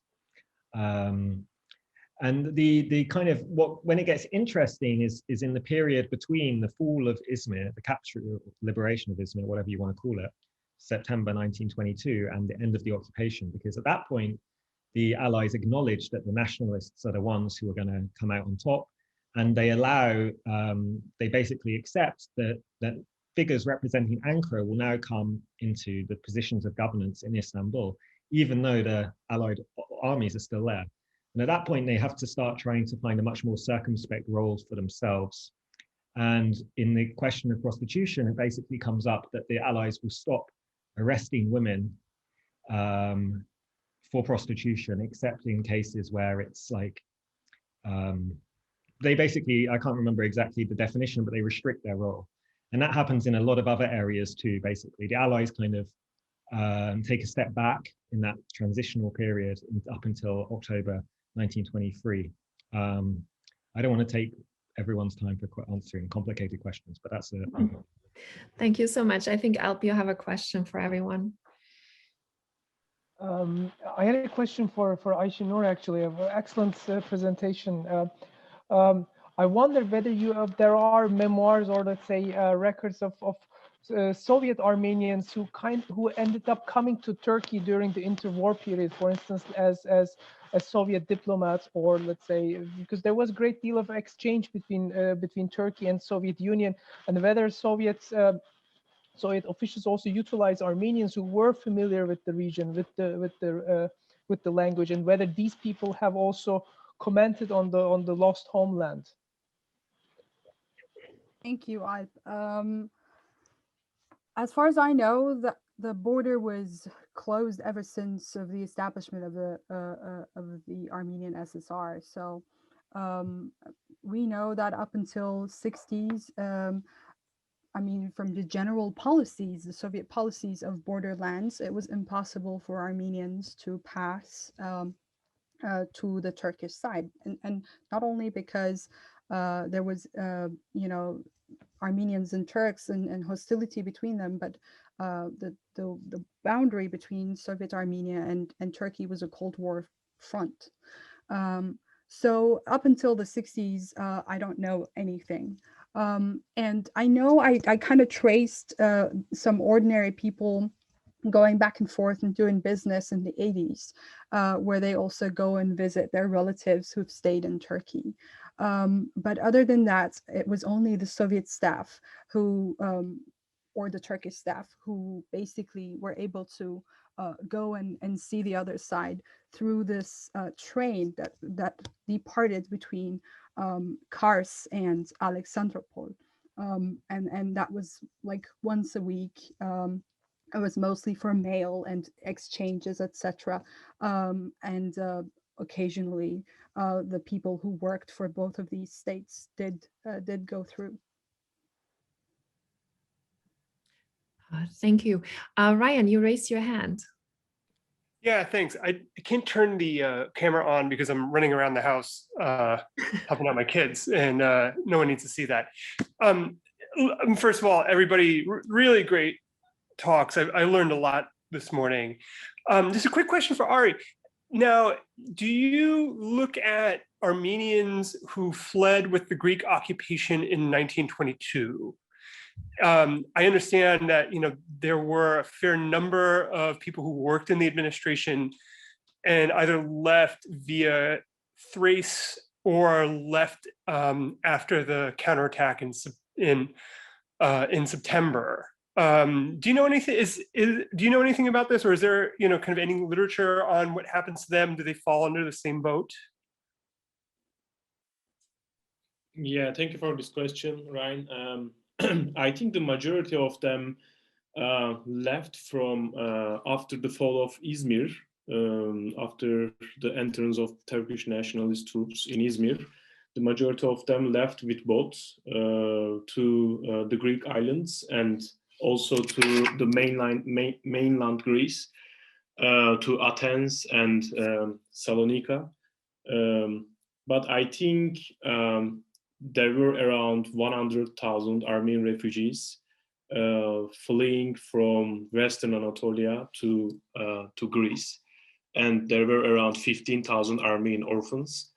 But we don't have any. I haven't read so many like memoirs of Armenian individuals, fleeing from Izmir to Greece.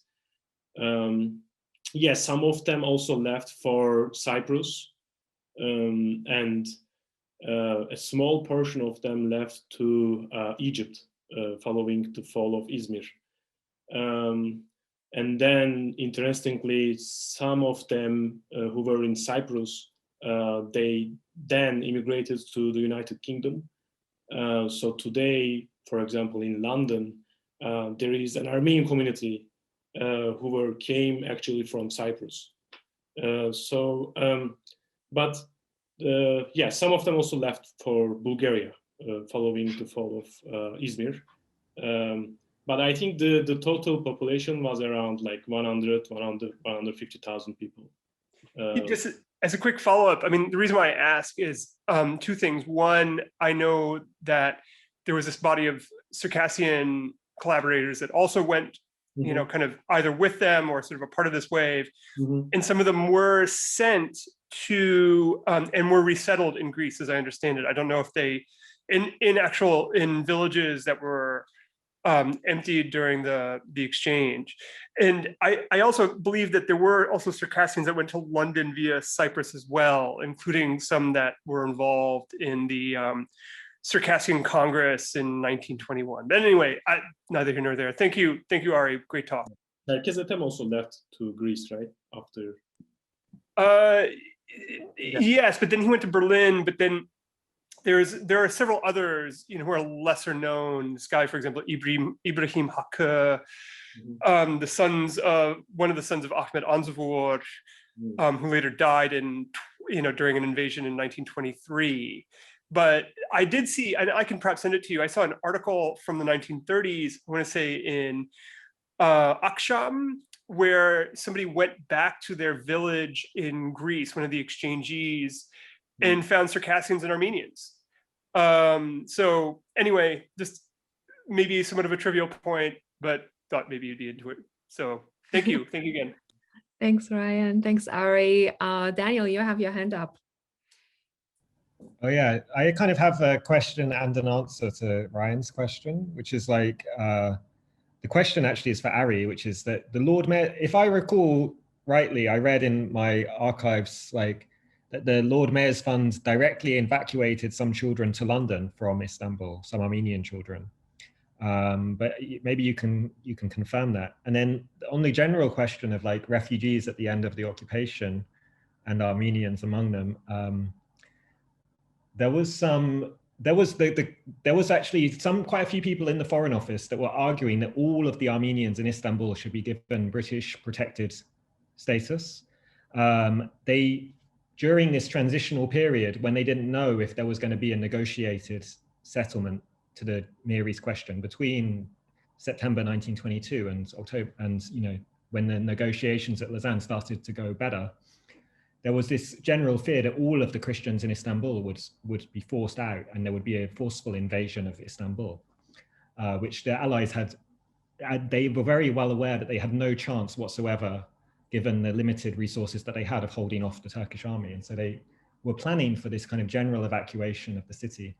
And the funniest and most ridiculous scheme I came across was one British colonial official thought that they should send all of the Armenians in Istanbul to Kenya to settle the British colony in East Africa. So that's just a stupid story.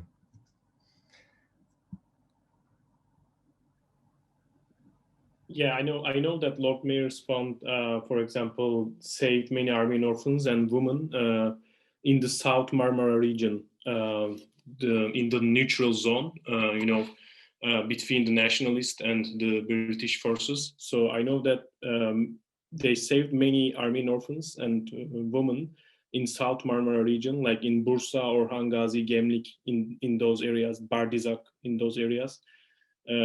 But I didn't know that the Lord Mayor's Fund also transferred some Armenian orphans to London. So that's an interesting story. Okay, I'm going to take one more question here, and then we unfortunately will have to dial out of this room, as for some of our participants, this is quite late in the evening already. But I think, Aisha, this might be a really interesting question for you. And this question comes from Asya, who works also on refugees in the Soviet space. Many of those refugees she says survived and became part of the future Soviet Armenia state due to the Tsarist Russia's substantial assistance before the establishment of the First Republic of Armenia. Do you think there was some interrelation between the wartime relief work and the not so anti-Bolshevik and anti-Russian sentiments among the Ottoman Armenian refugees in the Transcaucasus in the early Soviet period? That's a good question. It's a tough question, I have to say. It could be, but I rather have something else in mind, actually. Some scholars really detailedly look at the refugees under the ARF government. And there you see a lot of, I mean, famine is there, and this, you know, starvation, diseases, etc. And those situations are really not helping the Dashnak government, of course. But what I have read from secondary literature is that those refugees failed, believed that the ARF, the Dashnak party, the government failed them. And so the idea behind it is that the Bolsheviks were powerful enough to provide through their new system of socialism, and also by basically targeting the locals who had a lot of land and a lot of livestock, the Russian Armenians, the Russian Kurds, the Russian Azeris, etc. And so they are also being given a lot more space and a lot more opportunities to survive under a Bolshevik regime than they did in the case of the Dashnak government. Thank you so much. I want to thank everyone for attending today, and I want to thank especially Ryan for giving our keynote address this morning, and also for sticking around for questions and answers. This I really appreciate it. And thank you, of course, Ari, for putting this all together. And thank you for Ron, who's not here, who's also worked really diligently to put this together. And we are going to continue the workshop tomorrow at 10 a.m. Eastern Standard Time, I think it is.